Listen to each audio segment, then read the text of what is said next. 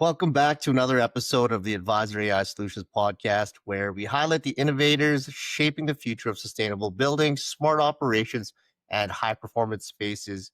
Today, we're diving into a world most people never think about, but every athlete, parent, coach, or facility operator depends on, and that's sports and recreational buildings. My guest is someone redefining how these facilities operate. Dave Anderson, founder of Energie Multisport. His company is on the leading edge of smart facility automation, energy optimization, and HVAC innovation. So, uh, uh, if you've ever walked into a gym that's freezing in the morning, boiling in the afternoon, or even burning through energy dollars 24/7, that's exactly the problem Dave is set out to solve. So today we're going to explore his journey, the technologies behind smart sports facilities, and what the future of efficient operations really looks like. Dave, welcome to the show. Thank you, Jordan, and thanks for inviting me onto your podcast. Excited about our conversation and interested in sharing some of my experiences to help future customers out there. For sure. Super excited to have you here. So, Dave, let's start at the beginning. What sparked the idea for Energie Multisport?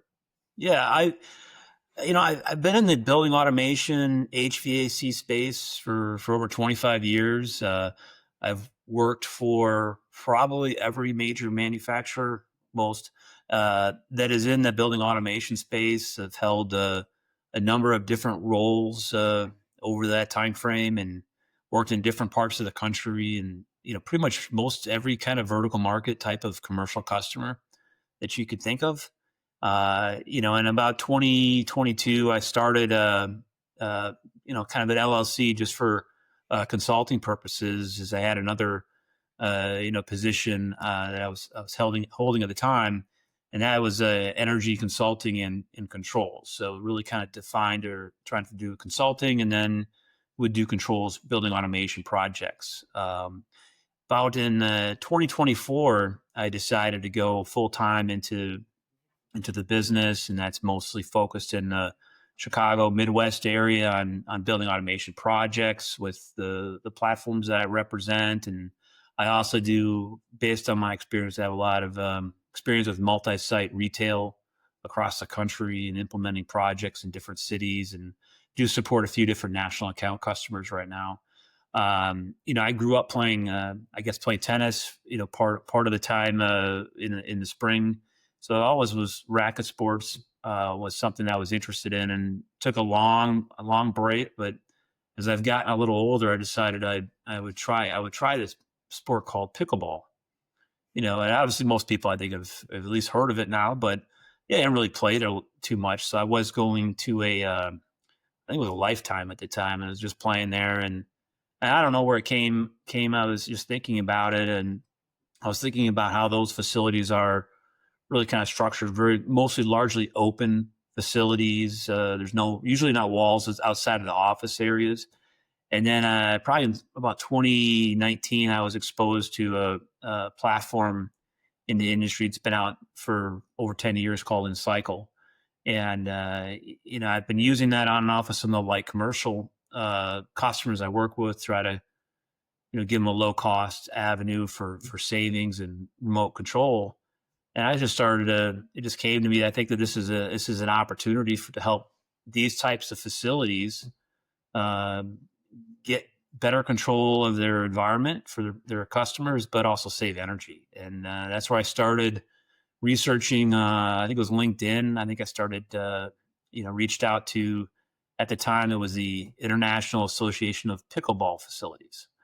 And I reached out to them, and I started having some conversations, and started to network with that organization and go to some of the regional meetups and start to learn more about the dynamics of that industry. And later on, it became the IAPPF, which they added Padel facilities into it. So, there's another avenue for growth there.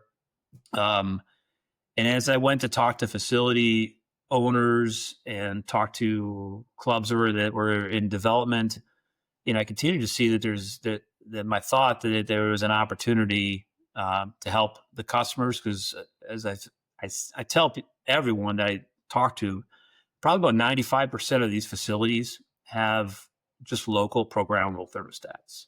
So anytime you have that, you're going to have an opportunity to do a lot of things to help save money and save energy. Right. So when you were, prospecting for new clients, you'd identify and see a lot of basic thermostats, manual overrides, zero automation, and then you'd identify that as an opportunity to help these facility owners save money and then pass it on to their clients as well. Yeah, exactly. I mean, some of the facilities I've been to, and it's actually not just pickleball facilities; it's some other types. I mean, I've walked around facilities and I've seen the clocks were off about 6 hours. So that means they're heating and cooling at 2, 3 a.m. in the morning, and they're shutting off around 4 o'clock, and they don't even know it. I've seen places that have thermostats that you know how some of the different styles have the hold button on them. Yep. Well, so I always say that if you're in the public and you put a thermostat in the public area and there's buttons on it, someone's going to push them. And usually if someone starts to mess around with thermostat and let's say they're hot and they want to be cold, typically the average person doesn't just move it down 2 degrees; they move it down 8. They don't really necessarily know that the rooftop's it's not gonna come down 8 degrees, but it's not great at all for energy and potentially comfort, because if you put it in the hold and you drop it down a number of degrees, well, that unit's going to be cooling 24/7 until someone releases that hold. And so I was at another location out on the East Coast, and sometimes these facilities they close if they don't have a lot of court reservations during the day. And so I asked the front desk attendant, so when you do close, do you go and turn off or set back the schedule to unoccupied for your HVAC systems? And so they didn't. So even though they closed and they turn their lights off, their HVAC is still going to stay on that schedule. So they're going to continue to pay for those bills and everything like that. So there's a lot of different things that, small examples that add up to dollars at the end of the year. And that's either dollars, and just like anything, that they're dollars that can be either be more profit for that business, or pickleball and padel facilities. There's a lot of focus on programming and trying to create programs and avenues to bring in new players or retain their existing players. So you can take some of that additional dollars and invest it back into the programming or marketing to help continue to grow revenue. So it's kind of a dual benefit. Yeah, that's actually a great idea to be able to reintegrate your savings back into other programs to promote your actual business, right? Rather than it literally going up the stack. Yeah, and even last week, we had Thanksgiving on Thursday, and for one of my customers, I went in and did an exception schedule. So for that Thursday, they were unoccupied for the whole day. So they weren't paying to heat or cool to their normal settings. So and that's hard to do. It's with a 7-day programmable thermostat schedule, and usually it's just probably not something that your typical facility is going to do. So just having remote access makes things a lot easier. And then there's a lot of, once you have that, there's a lot of different things that you can do to be smart about your facility. And then I have, I mentioned the Encycle platform. That's also a great avenue, because it really makes your smart Wi-Fi thermostat system even smarter, because it uses AI machine learning. It takes into effect all the different thermostats, the schedules, outside conditions, where you are geographically, and can send signals like every 5 minutes to the rooftops. So you're operating at peak efficiency. You're getting avoided load by not running equipment when you don't need to. I've looked at a number of the charts where where typically a rooftop would have wanted to go into heating or cooling, because it knows it's about at the end of the day. You don't need to go into another cycle for cooling that's going to close in an hour. Your average thermostat doesn't is not that smart.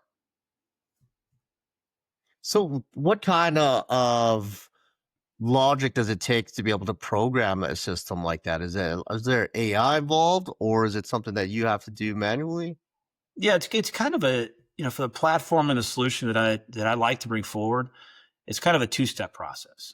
One, you have to have a smart, typically a Wi-Fi thermostat that's compatible with the platform. There's a number of different thermostats that are out there that use conventional wiring, and they're going to give you remote access, which is definitely better than not. But having there's a couple different flavors that work. Some of the Honeywell thermostats and some of the Copeland Sensi thermostats work with the Encycle platform. So you get it set up for remote access on their cloud or their app, and then Encycle has done a API interface with those platforms. So it's a cloud to cloud integration. So the allows the optimization engine, so to speak, and the Encycle platform to do its thing and tell the Honeywell cloud or the Sensi cloud or that application how to send signals back to those rooftops. So there's a little bit behind the curtain, but it's pretty straightforward to set them up. It's not much more than setting up a typical conventional thermostat on the Wi-Fi with the app.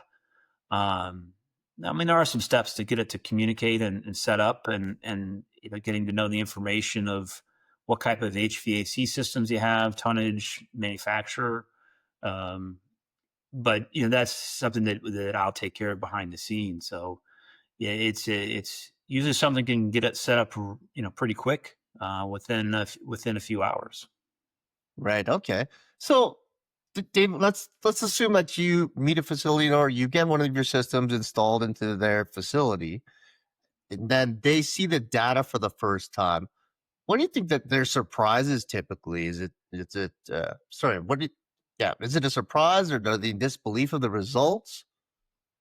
Yeah, I think what I've taken away when I talk to end users is that it's just it's an easy avenue to control their facilities better. They have confidence that they know that they're delivering.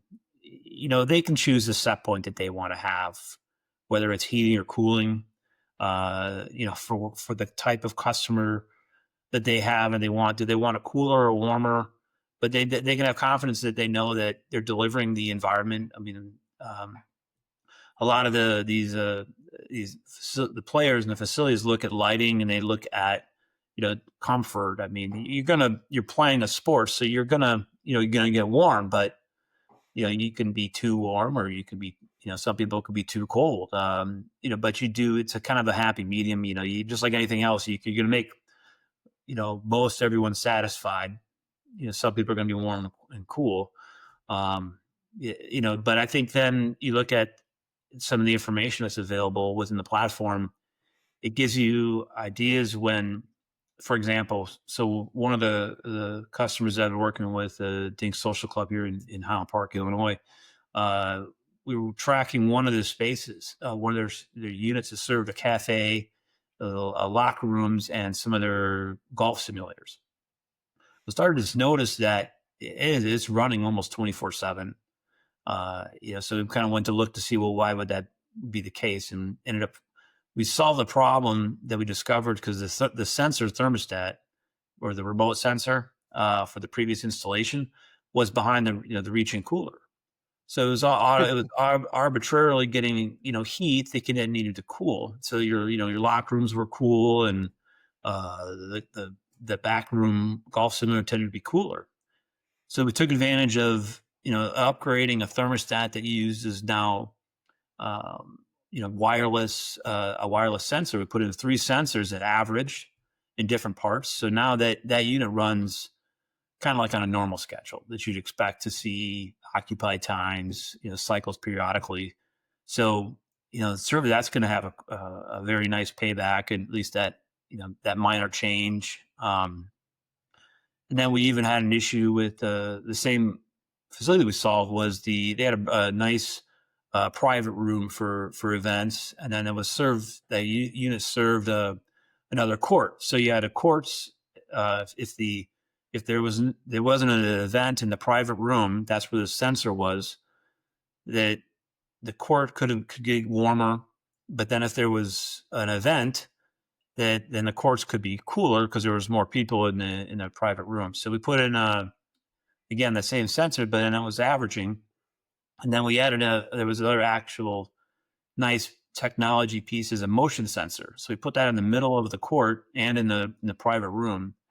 So when it doesn't sense motion, it'll go back into a standby, not like a full unoccupied, but a couple degrees. So what we found that saved in the summer was probably 3 to 4 hours of compressor runtime every day. Oh wow, that's tremendous. 4 to 5 hours a day. Yeah. So So yeah, so not having visibility into how the system performs, it would be very hard to find these issues with how your facility operates and runs. You tend to look into things when people complain. And sometimes, when people start to complain, then it's kind of too late. You've already lost some satisfaction with some of that group. So try to it allows you to be proactive, not only on the comfort side, but also on the energy side and saving money for your builds. right. So obviously, you guys are consultants. You guys are getting into these buildings and troubleshooting, trying to find these inefficiencies. And it sounds like you guys are doing it at a high level. So you guys are also not just doing retrofits, but you guys are in new builds as well, right? Yeah, I've working with a couple of customers. It works great from a timing standpoint because if you can kind of be introduced to the idea and the concept before they've already purchased the thermostats or decided where the thermostats are placed, you can sometimes you can impact a project positively in a sense is, that whoever's buying the thermostats, I mean, largely they're off the shelf. So you're buying compatible thermostats that you don't have to replace later. So that would add maybe a year to a payback to a project. And then also gives an opportunity to, just like the retrofit market, different utilities in different markets do offer rebate programs and incentive programs. So you have time, you can potentially take advantage of it's like a different type of rebate program that can not only impact the new construction, but as well as the retrofit. So then you can work with a contractor who's wiring the thermostat and installing it to pick a good location, and whether you want to do something it makes sense to put the thermostats in the space, or you could do the strategy where you home run all the thermostats to the back office and then you use remote sensors. Certainly that could be more costly, more wire pulling, but you also have options with wireless sensors that maybe sometimes don't get considered. Large facilities tend to do things sometimes in the space, but then sometimes they group them. So you can help with a number of different things, just not only on the consulting on how to best position for success on controls, but even on the HVAC aspect of it as well. Okay, nice. So, in your perspective, do you think that's driving a lot more want, for people paying more attention to energy usage and digital control systems?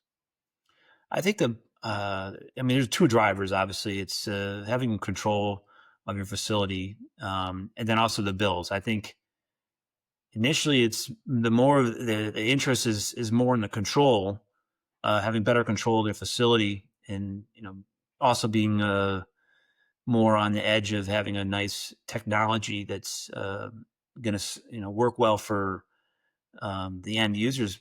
But then you get into that construction phase. I've heard feedback from a couple of different new owners on the bills that they're paying. They're in the construction phase. So sometimes you'd expect that when you operate there they might be higher. So you look at the bills, it's like I'm paying this much. So it's like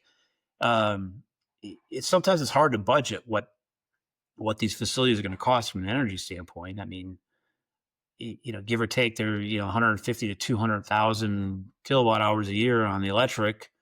Do you have a demand charge? Sometimes you just don't know, and you can make, and then you get into the peak seasons, and you have that demand charge is driving a big expense.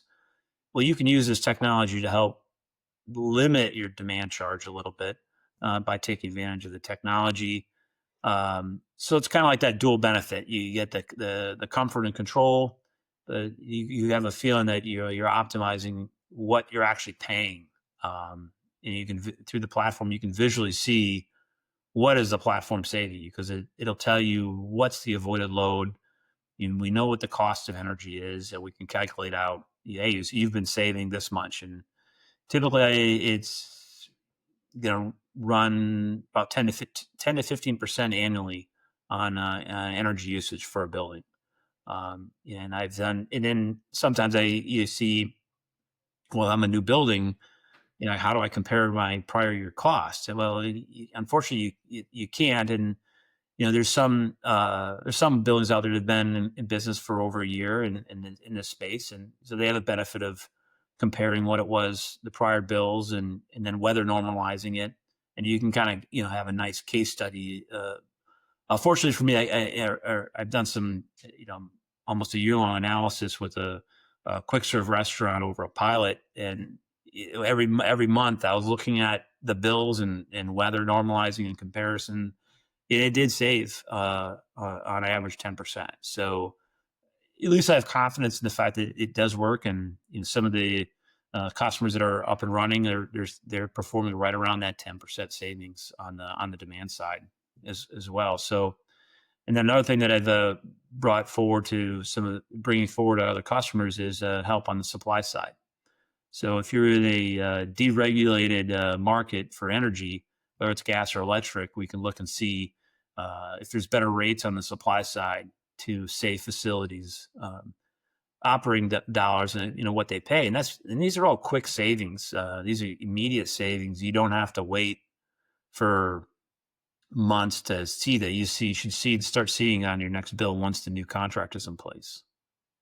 Well, that's a great service to be able to find these different suppliers as well for them. So not only are you guys able to find these savings in overall usage, but does your system also track preventative maintenance or predictable maintenance, and then as well as increase equipment lifespan? Yeah, I mean, you're definitely hitting a good, probably a benefit that doesn't get a lot of focus.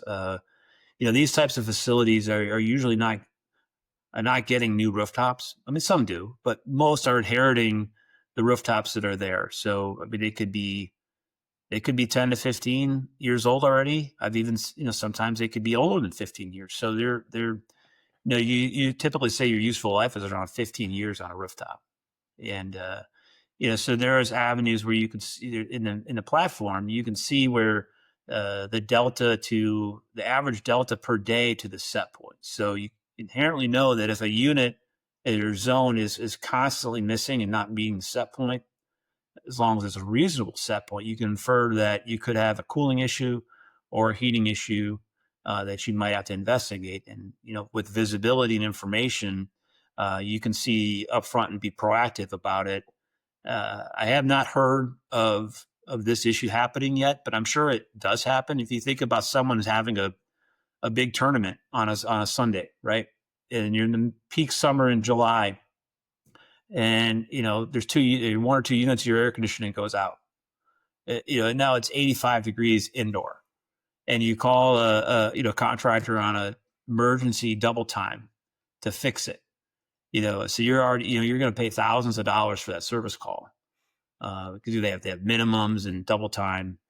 So if you can catch that before something breaks, that's giving you that more predictive communication of what's going on. And then there's some new features within Cycle. They've recently released a new aspect of, they call it Chorus, that sends the information out via Outlook. So there's some added benefits for for users that are definitely interested in getting immediate feedback, or those customer, those franchises per se that, or someone who has multiple locations, where a lot of times in the multi-site facility management, you tend to manage more by exception than by looking into details of what's going on. And that's a good way to see where do I have problems, where do I need to look at before something big happens. Right. No, I bet you your clients must appreciate the level of thoroughness that you guys, put into the process and to actually identifying these inefficiencies and then implementing the right systems for them. Yeah, and it's nice too. It gives them a couple different tools. I mean, there's an easy app for quick and easy set points and schedule adjustments, but then you have the website that really gives you a lot of the horsepower of the trending, all the performance analytics, the reporting. So there's a lot of information that's available to the customers there. Right. Okay. So, Dave, I understand that you guys are a growing company right now. So, as far as growing and scaling as a company, what do you see as Energy Multisport's biggest bottleneck? Um, One of there's a couple of things that that I would say fall into that. Uh, I think it's important to finding a lot of education to the end users on what's available, in the marketplace to help them save money and have better control. So I've seen facilities that have opened, then I go in and look, and they just opened, and they put in a basic thermostat, and you know now they got to tell them you got to change that thermostat. That's it's almost a hard conversation, um, to have so somewhat of a timing. So if the kind of education, you can have discussions before some of those that happen. It helps certainly, but education of what's available, avenues to help find subsidies or incentives to help make these projects easier or more affordable. Bundling in the supply side, and then it's marketing too.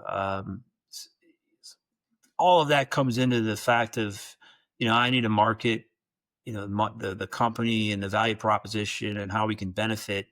And a lot of these facilities are single facilities. There's a good portion of that are franchises that you can be reach more facilities by a targeted approach into a franchise model.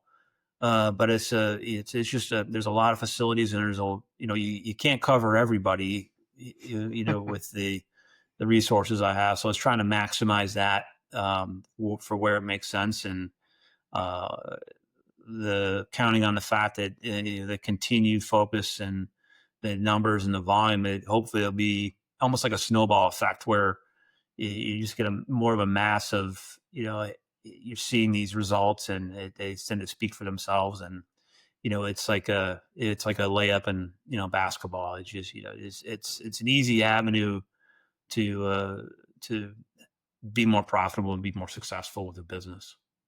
Absolutely. It'd be nice if you could have some kind of snowballing authority engine to kind of, start building Yeah. one after another to kind Well, of hit those home runs for you. one thing that also I had mentioned to you, George, was bringing out another offering. Is You talked a little bit about the bills of utilities, and yeah, I didn't know this before, but I really about 15 to 20% of all utility bills have some type of error. And I think about it, I correlate it to, if you're playing any kind of racket sport, if you're playing pickleball, wouldn't it be great if we had a line judge on every call that you could, because we've all played in you've hit something, and you've got that look right down the line, and it hits the line, but your opponent called it out, Yeah. and you're stuck with the decision. Similarly to like a bill, you don't always have someone looking over your bills and saying, yeah, it's okay to pay. So it's like this is kind of like a line judge. It's called forever line judge for utilities. Conceptually, so it's kind of in the industry. It's like, bill reconciliation. So it's a website that, you would have, we we can either do it manually or automatically ingest all of the utility information every time you get a bill, and communicate that, yeah, it's okay to pay, so you're not overpaying. And then the other thing that I always think about too is, a lot of different industries, they always talk about some benchmarking, like energy benchmarking, energy intensity. What's your cost per square foot, or what's your, how much energy per square foot are you using? I mean, you have a lot of different types of sizes of facilities. A lot of them are repurposed facilities. How do you know if you have a well-performing facility or not? It's hard to know. It's almost impossible. So as an add-on to that service, I'm calling it Project Baseline. As when we play in a match, you always start at the baseline. So this is an avenue to rack and stack different facilities, and we can say, over these 500 facilities, you rank in the top 10%, or no, you rank in the bottom 10%. And then it becomes, well, yeah, it's gonna either, why are you at that level? Is it because of your processes? Is it how you schedule what you have? Is it your rooftop equipment? Is it inefficient? Is it lighting? Is it is there something there? And we always talk about HVAC and lighting are 60-70% combined of facilities energy bill. So this is an avenue to give transparency to the industry on how well you perform for and because you bundle into this bill reconciliation. So you add that in as another service, and then even another benefit is if you have, I think more and more facilities are getting interested in understanding what's my sustainability metrics. Am I by generally by saving energy, you're going to be saving greenhouse gas emissions. But how do I score with that? And sometimes you have customers that are interested in that, and you can communicate that, or you can add, so it's just another piece that you can bring into the solution. So it's kind of like almost like four different avenues of solutions that we bring forward. And then something that's kind of early on that I think is will be an interesting development is bringing in security cameras into the app and the platform. A lot of the pickleball facilities, I mean, they have cameras for security and intrusion. A lot of it inside the facility is for monitoring what's going on, injury prevention, or recording it. So there's a lot of different cameras. So there's an aspect you can start to bundle some of the HVAC solutions with security, and then even lighting. Lighting in pickleball is very important. It's there's a lot of focus on what type of lighting you put in, but I still see most facilities don't have a lighting control system in place. Some do. I think and so it's using the technology and putting it also in the same app, an application that they can control HVAC lighting and monitor and security in just a one platform. So something I'm working on in development, and looking forward to see that come forward. And then another development I'd like to get in place is some integration with court reservation systems. So when you compare zones with courts and that they're not being reserved, well, you could automatically set them back 1 or 2 degrees into that standby without having to put motion sensors. So that's available. It's just putting that in place and figuring how we deploy that out is another avenue of growth and development that I think is a big step for the market. Wow, I love your vision for Energy Multisport. Sounds like you have a lot of gears moving. That must be very exciting. And I think there's a lot of benefits from all of these, especially having one consolidated all-in-one platform to house all of these, these wonderful tools and assets. Yeah, and I'm not limited just to the pickleball and padel facilities. It's even started to look at bowling alleys as well. Conceptually is very similar, large space, rooftops, usually programmable thermostats. You got your volleyball facilities or indoor soccer facilities. So there's a lot. It's not just limited to the pickleball avenue, but it's definitely just where I started with, and kind of looking to expand, further from that to bring the platform to more future users. Right. Okay. So let's just kind of go bigger picture here for a second, Dave. So, what do you think the biggest myth you hear in the energy efficiency or automation world is right now? Oh, I think it's different systems just work together. Uh, you've all heard like plug and play. Uh, sometimes they don't they take a little bit of work behind the scenes to make things come together. I think it's gotten a lot better. Because we're talking more about software integration now, whereas 5-10 years ago that wasn't talked about much at all. But I think that would be probably the one thing that I think is just still out there, that there's the thought of that some of this should just work together and we're just not quite there yet, but it continue to make progress. Right. Yeah. And the advancement or the speed of advancement of these different modules and these pieces of tech as well. It seems like they're just constantly evolving, and you're constantly having to kind of keep up with it. In my opinion, at least, I think that's one of the biggest difficulties.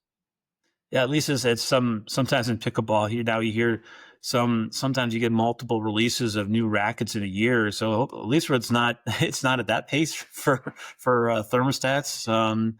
But there's different manufacturers are coming out with new thermostats and new features. I was having a conversation with someone the other day, and it's like almost to the point where every thermostat should have Wi-Fi or remote capability to it. But I understand. I mean, it's a paradigm shift for a lot of the thermostats, and the cost is should be coming down. I mean, some of the really basic ones, they're just trying to serve a purpose, but yeah, I think remote access that's definitely the best way to start. Right. I think it's coming down the pipe. I think it's going to be universal in time. Just need to, like you mentioned, get that education piece out there and talk to the right people. Yeah, for sure. Okay, so Dave, before we wrap up here, where can our listeners find you online, find out more about Energy Multisport? Yeah, so a couple different avenues. So certainly my website, energiemultisport.com, and that is, I get this comment is, so the energy is spelled with a GIE instead of a GY. So if you type it the other way, you won't find it. So and then also on LinkedIn, you can look into ramp up some of the content, posting it on LinkedIn for if you want to find out more about some of the things that we're doing. There's some videos that are up there right now, and I'm a little inspired by you, Jordan, on the YouTube. I have a concept, and I have to see if it has enough interest to do it potentially. But to talk to have maybe a show to talk about someone's their journey with opening their facility. And certainly we would talk about HVAC, but there's a lot of crazy stuff that goes on with someone open up these facilities, and there's things that happen that I'm sure you would never dream of. Everyone walks into these nice facilities and they look great and everything, but there's so much behind the scenes that and I think a lot of it's of trying to find avenues to help benefit other individuals who are looking to get into this. And while I'm not an expert on a good portion of those things, there's people who are experts on building your cord out, or riding the right cushion, but or different aspects of a pro shop. So there's a lot of different things that people have been through. So just maybe an avenue to help provide somewhat of an entertaining avenue to share some news. I think people love to talk about their project and once it's all done and everything. But I don't know if there would be an interest in something like that. Absolutely, Dave. I think there'd be a ton of value that you could get from a lot of these founders and owners of these facilities.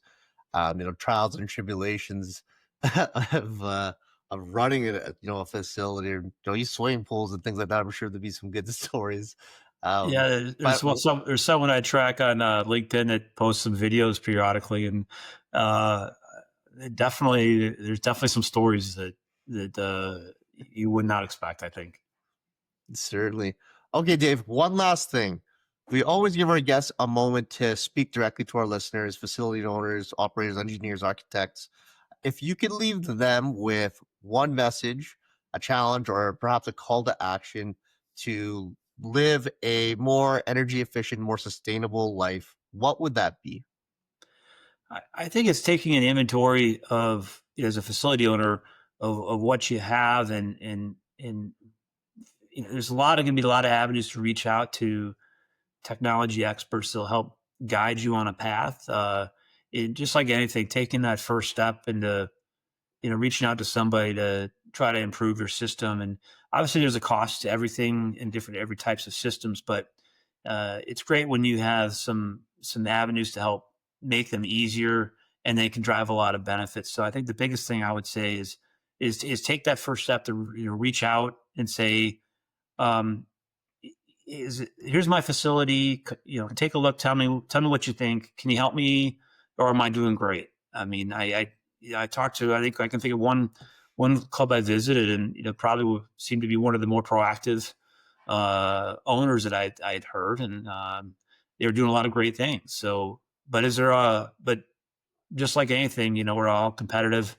You can always potentially understand if there's more that you can do to help drive more savings and save more energy. It's definitely going to benefit you in the long term. So, I would say take that first step in reaching out to see if you need help. Right. No, I like that. First of all, open up your own eyes, identify what's around you, but then also potentially get a second set of eyes to see if there are any blind spots that you're not seeing yourself. Yeah.